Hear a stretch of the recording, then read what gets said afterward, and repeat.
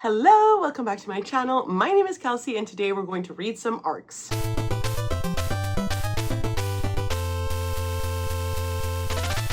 So if you've been following my channel for a little bit, you know that I get very behind on my arcs and then I make a video where we have to read some so that I can catch up with my NetGalley TBR. If you don't know what NetGalley is, it is a place where you can get advanced reader copies of books, which are arcs. Because I am on some publishers lists as well, I do get some emails that point out some books that sound good. I pick them out and then I get behind on them. So in this video, we're going to read 3 YA books that I received for review. The first one I got on NetGalley and from Penguin Teen, so thank you so much to Penguin Teen for sending this my way. This is Titan of the Stars by E.K. Johnston, and it's a Titanic alien retelling where 2 teenagers are on a ship making its way to Mars, and there is a room filled with what they think are frozen aliens, and that's all I'll say. The next arc I read was Kill Creatures by Rory Power. This follows a young girl named Nan who, on the anniversary of her friend's death, one of them shows up again, and Nan is really confused by this because she's pretty sure she killed her.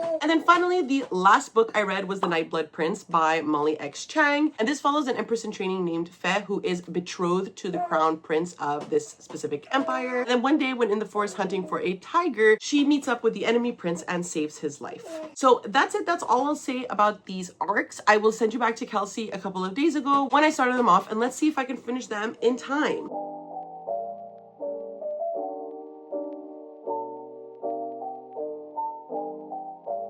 Hello, so welcome to the first clip of this vlog. If you hear the ceiling fan on, I'm sorry. It is so hot today in Canada, 35 degrees Celsius. I don't know what that is in Fahrenheit. I don't have the mathematical skills to do that off the top of my head. The first arc I'm planning on reading for this vlog is a physical copy I got from Penguin Teen, I think, and it's Titan of the Stars by E.K. Johnston. I enjoy E.K. Johnston for the sci-fi YA literature that she puts forth. She's written a couple of Star Wars books that I really like, and I don't think I've dived into anything outside of Star Wars from her. So this really intrigued me because of that. I'm gonna bring you a little closer. Oh, also, I dropped my phone on my lip, so if you could just ignore that, thanks. I have no idea what this is about. So it says it's Alien meets the Titanic in this tense YA science fiction horror series. Celeste knows every inch of this ship. She's proud of her work as an apprentice engineer. And as the maiden voyage of the Titan launches, she's optimistic for the promise of this new journey from Earth to Mars, this new life. Dominic arrives at his suite where his valet is busy unpacking his things. His chest is tight, already feeling anxious inside his dad's precious new ship. Once it launches, he's trapped inside the ship and inside the life his father has chosen for him, a life that will leave his dreams of art school behind. Discovered under melted ice caps, ancient aliens have been brought onto the Titan as well and stored in display cases for the entertainment of the passengers. Sorry, did we learn nothing from Jurassic Park? Until an act of sabotage releases them into the ship with zero discrimination for class, dex, or human life. Sounds good. This came out in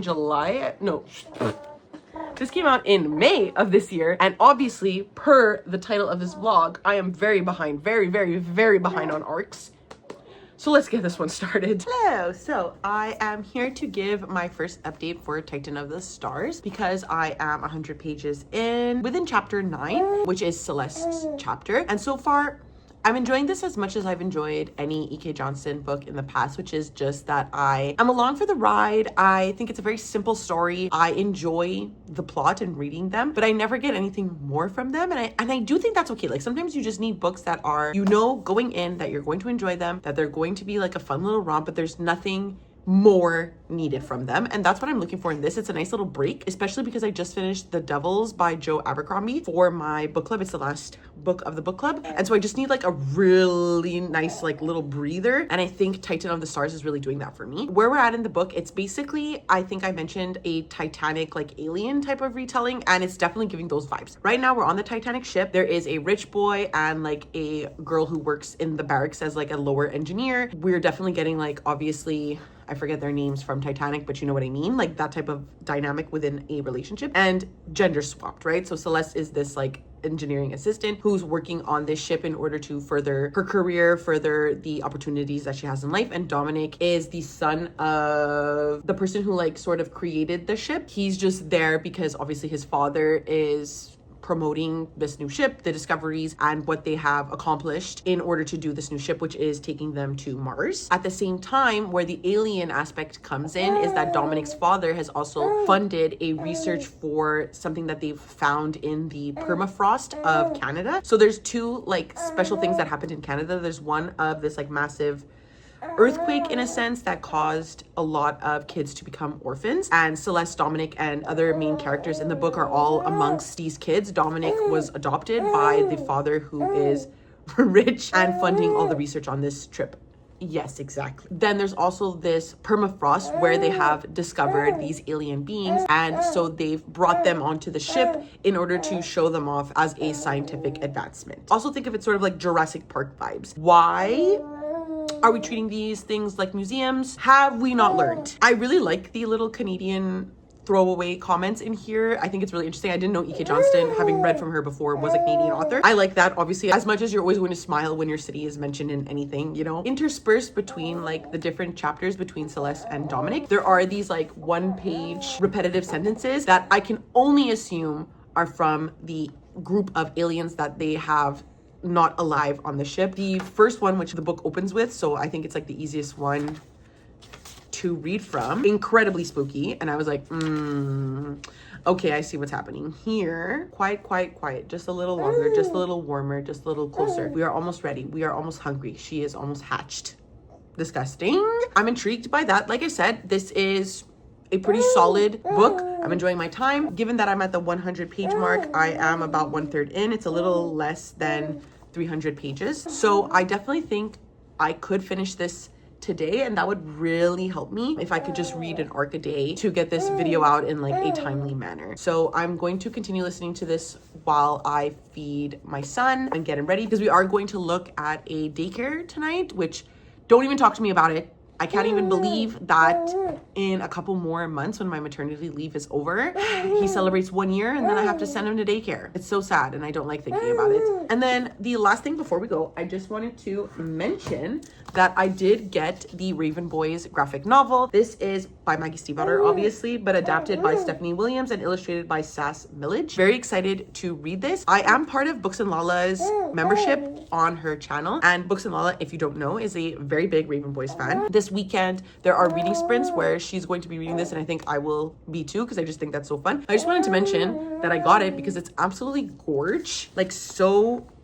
well done. Like there's nothing special about it, but it's like quality, you know what I mean? I'm really excited to read this. I always love diving into a graphic novel. So that is it, and all I wanted to say for now. So I'm gonna get that bottle ready. I'm gonna continue listening to this, and we'll reconvene maybe in the next 100 pages, maybe when I'm done. I don't know. I'm gonna see how I feel. Hello, so I'm going to do this one a little low because my son is sleeping, but I just finished recording the live show for the Devils for the Professor Kelsey's book club, which is the like last official episode, but we could restart it at any point if there's a book we want to read together. So in case you really loved us, it could happen again in the future. But I did also get to page 209 of Titan in the Stars. Nothing really different to say. Still a solid book, solid 3 stars. The thing is that the aliens have now appeared in the book, and the way they were introduced was so creepy. I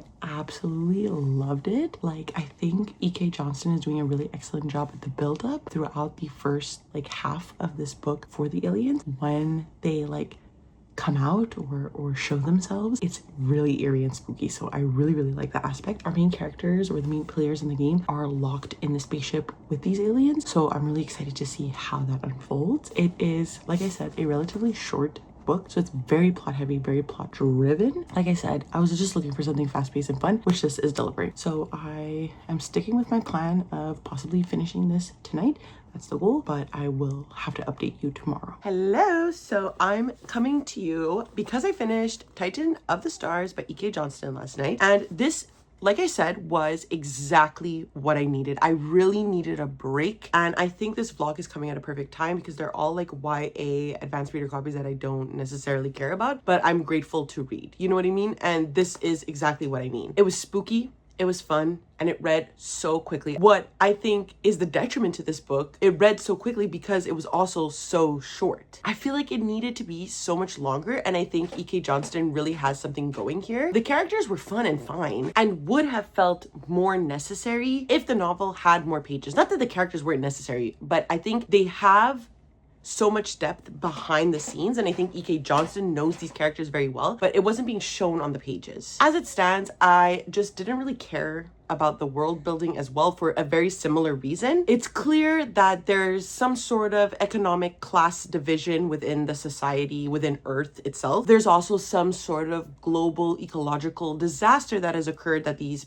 humans are leaving behind on Earth. And of course, they're also dealing with the alien invasion in the ship itself, but also we can imagine when they land on Mars. So I feel like the action was so intense due to the pacing that I could tell that there's so many things that E.K. Johnston is trying to do with the characters in the world building, but I just didn't care. The aliens, however, were my favorite part of this book. They were so creepy. I was revolted when they were introduced the first time in the book. It was so disgusting. I'm getting goosebumps now thinking about it because I could really visualize it. And I felt so scared for our characters. It was so creepy. And I think arguably it's the best part. It made it so creepy, so fast, so interesting, especially because the build up for them, despite being a very short novel, was like a slow build, and I really, really liked that. In general, I gave this 3 stars, but it's such a fun romp, and I really recommend it if you are looking for something that's fun, quick, and easy to get through as like a palate cleanser in between books. This is exactly what it did for me, and I enjoyed it for what it was. So the next arc I have to read, and I want to read it in one day, and I think I can because the audiobook is only 6 hours. It is Kill Creatures by Rory Power. So I don't really know what this is about. I've read from Rory Power before, which was with Wilder Girls, and I didn't really like it. I gave it 2 stars. It wasn't my favorite thing, but I feel like everybody likes Rory Power a lot, so I wanted to give her one more shot, and I think the premise for this book sounds really interesting, so that's why I decided to request it. Last summer, Nan's 3 best friends disappeared into Salt Cedar Canyon. She spent the years since grieving their loss and avoiding questions about what happened that night. Now, on the anniversary, she's ready to say goodbye, and so are the girls' families, who have reconvened to hold a memorial. But their vigil is interrupted by the shocking return of one of the missing girls alive. Everybody's overjoyed. Everybody, that is, except Nan, who is pretty sure they are dead. After all, she's the one who killed them. Seems fun. It is a horror thriller, and I tend to like YA horror. Obviously, not with Rory Power, so we're really gonna see if she is just not the author for me, but I do like the queerness that she adds into her books. Hopefully this could be enjoyable. I'm going to start it now, and I'll probably come to you. It is fairly short, much like with Titan of the Stars. I think I'm going to read the first like 100 pages and come back to you, and we'll see how we're going to divide it.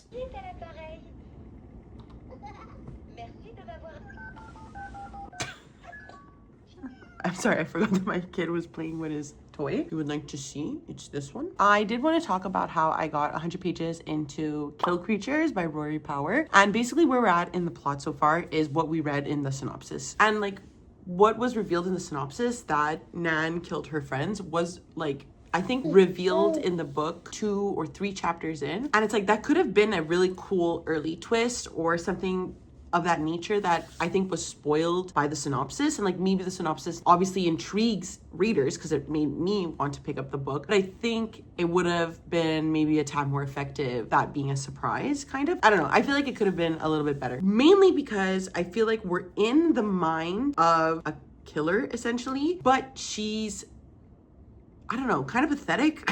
She doesn't seem very sinister to me. Like something really intense has to happen. I have a feeling it's just like standard bullying or feeling competitive with these girls that she deems cooler than her kind of thing. One of the girls came back. She doesn't really remember what's going on. So Nan's sort of taking advantage of that and like really trying to solidify and paint her story. At the same time, there are conversations between her parents that I find very suspicious. I feel like they know that Nan killed her friends and they were kind of hoping that everything was done and over with a year ago, and now that this is all coming back, the parents are panicking as well as Nan. So I think that this is really interesting. I think they know, I have a feeling that'll be one of the like twists, is that her parents are aware that she killed her friends. Who knows where this is gonna go. The book is only 281 pages, so we'll see how developed it gets, but I think you can tell that like I don't really care right now about this book. 1/3 of the way in, I can't say I feel enthralled by the plot. I'm going to continue listening to it because it is a very easy read. The audiobook is really short. It's only 6 hours. So I'm definitely going to finish this book today because I don't really have anything going on today, obviously, besides spending time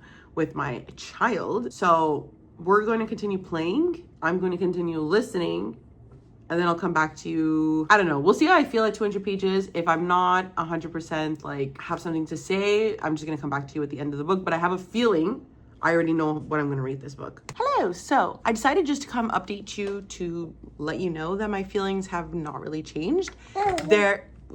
Excuse me, sir. There has been another like revelation, which I think could be really interesting, that has been added to the overall plot. But like, other than that, I feel like this is pretty standard. I'm hoping that some sort of twist is really going to like shock and surprise me. But other than that, like, I don't really know what to tell you. I made an Uber order because tonight I think I'm going to make Caesar salad bowls with chicken and potatoes for me and my partner. My son has a lot of energy today, despite waking up every 2 hours last night, which was an adventure to say the least.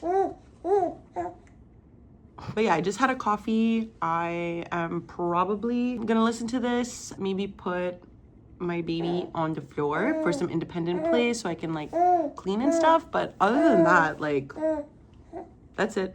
I knew I wasn't gonna have a real update. It's just that there was like one thing that happened that intrigued me, that added to the plot. It's another person who's dead that we weren't expecting. Like, I guess you could say that shocked me and is keeping me engaged. But other than that, like, so see ya. Hello. So if you hear the shushing in the background, it's the shusher that we have for his naps in the bedroom. I forgot to close it, and since we're probably gonna put him down for another nap, I'm just gonna leave it on. I did in fact finish Kill Creatures all in one day. It was relatively short, but I think that's the only positive I have for this book. At this point though, I think I can confirm to myself that I need to not read from Rory Power anymore. I never end up liking her books. This is the second book I've read, so I'm always so intrigued by her premises, so intrigued by her covers. She has an excellent cover designer, but I don't find that they ever deliver or like meet the expectations I have built for them. So I felt like in this book specifically that the plot was just so empty. I knew where the story was going. It was so easily predictable to me. Like, I could predict a couple of twists. I didn't find the book to be engaging enough with me to be as predictable as it was. Like, if it was predictable, but I was really intrigued, engaged at how the twists were being done, I would have liked it more. I found the characters all to be really one-dimensional, very surface level.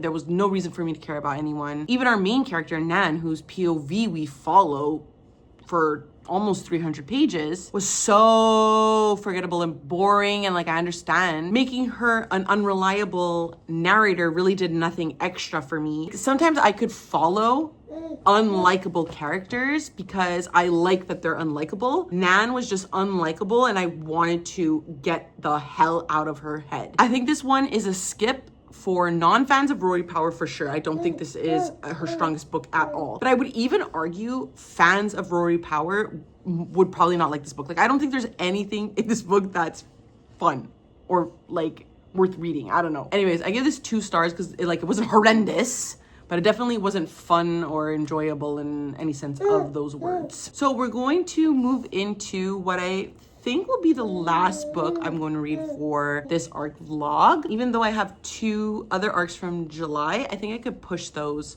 a little bit. I'll try to read them in August, but not specifically for this week. But I am going to read now The Nightblood Prince by Molly X. Chang.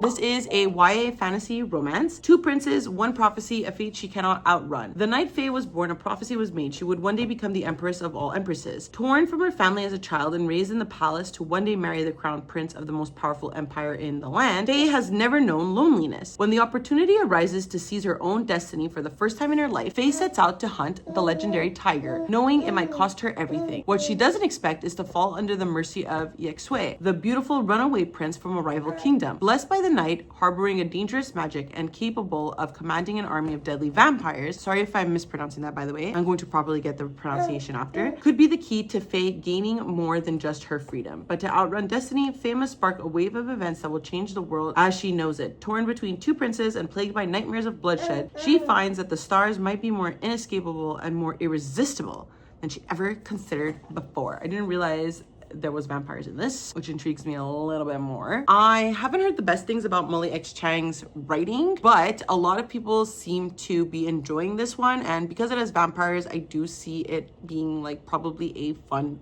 read for me. The chapters are also extremely short. I've listened to like maybe 20 minutes of the audiobook and I feel like I'm already like in chapter 6. It was crazy. Like we were just flying through. I am going to start cooking supper now. I don't think I'll be finishing this one in one day, but definitely my goal is to finish it by tomorrow so that I could edit this vlog and put it up and start the books for my next vlog relatively soon, which is why I'm not reading more. That's the goal. I'm undecided if I'm going to listen to it just because I don't feel like I'm going to fully concentrate, and I think I need a break after I finish Kill Creatures, so I think I'm just going to listen to some YouTube videos. Hello, so it is the next morning. I just woke, well, I didn't just wake up. I just had a coffee. Last night I got about 100 pages or so into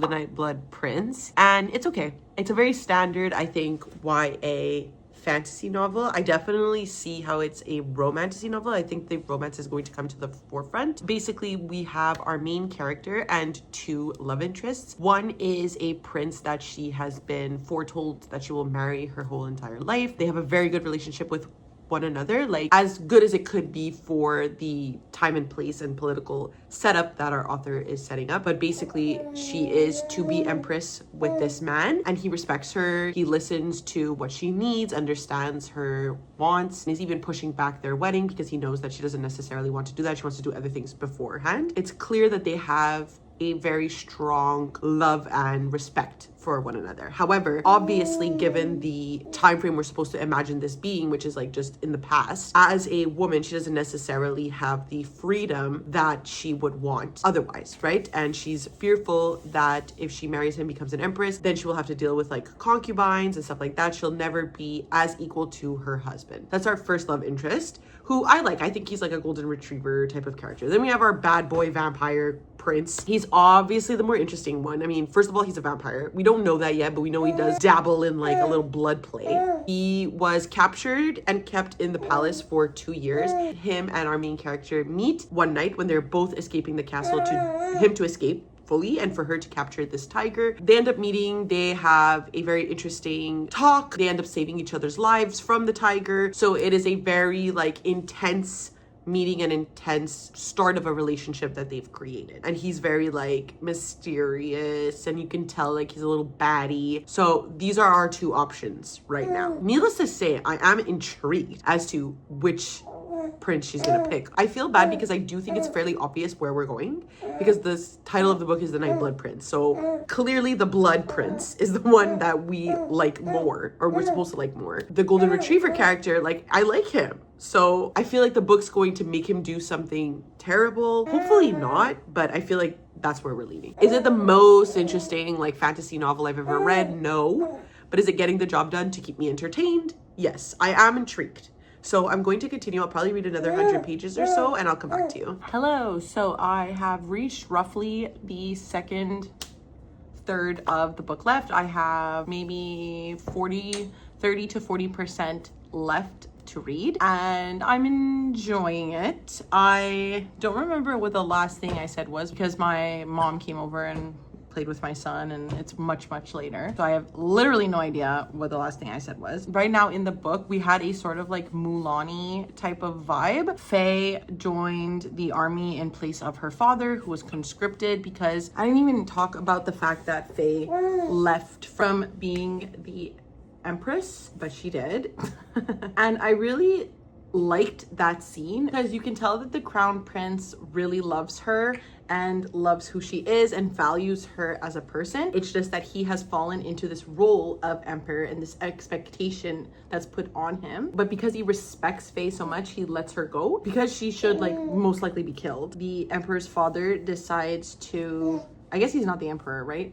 So the prince's father, the actual emperor, lets them go and they're sort of exiled to this random town. So a year goes by. Faye is living in this town. She's hunting. She's searching for the person who predicted her role as the empress of all emperors. She hears wind that a war is starting, and the prince of that kingdom that was kept captured that she helped save is going to war with her kingdom. That's where we're at right now, where there is a war going on. She has entered the conscription in place of her father, pretending to be a son. The crown prince happens to be in charge of this battalion and obviously knows it's her. They have like secret paramour meetings. I think it's really sweet because obviously they still have a love and admiration for each other. I think the crown prince a bit more. And so I'm happy because I was really enjoying their relationship and I was worried that it was ending too soon for me to care about this like love triangle that I think is bound to happen. And it's also putting Faye in the position of really liking the crown prince, not regretting her decision, because I think she's still happy that she's not going to be an empress that relies solely on her husband. Like, she will be an independent person and she's able to be with the crown prince in her own way. Of course, everyone in the camp thinks, I think there was even a joke that they were wondering if the crown prince, like, they didn't know that he swung both ways, you know, which bisexual representation, which Mulan is all about. So I thought that that was cute and fun. And now they're hearing rumors that Yeshua's army are full of creatures that are referred to as vampires. They are killing, slaughtering the soldiers by the minute. And so the army is closely approaching Faye's battalion than she would like, obviously, because she obviously doesn't want to go to war, but she's willing to do so in order to protect like her family and all of that. So that's where we're at right now in the book. I definitely see that this is going to obviously be a series because I feel like so much has happened. Yes, okay, we have like 35% left of the book, like another third to go, so a lot can happen. I'm interested to see how the war is going to either continue, be set up for the rest of the series, but I'm more interested in knowing, is the vampire prince coming in to be a love triangle? So I'm going to continue listening to this. My goal is to finish it tonight so that I could just film the intro and outro to this vlog, edit it and post it hopefully by the weekend. We'll see. And I also have to cook now that I think about it.